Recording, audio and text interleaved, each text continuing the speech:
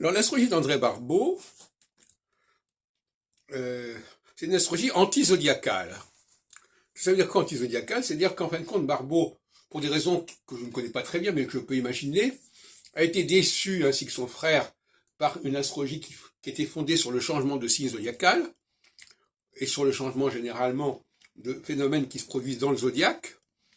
Et donc il a rejeté cela, et il a proposé une astrologie qui combine uniquement les planètes entre elles, mais qui malheureusement à ce moment-là n'est plus structurée, n'est plus structurante sur le plan du temps.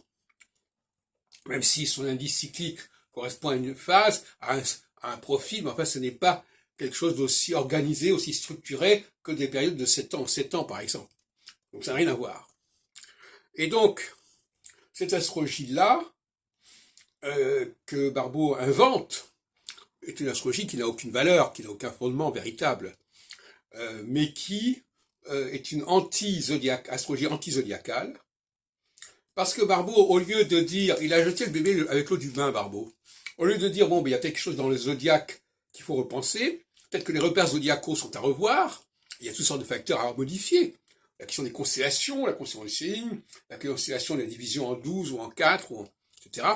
Tout ça pouvait faire l'objet de plusieurs modulations, plusieurs perfectionnements, etc. Et Barbeau a tout rejeté en bloc.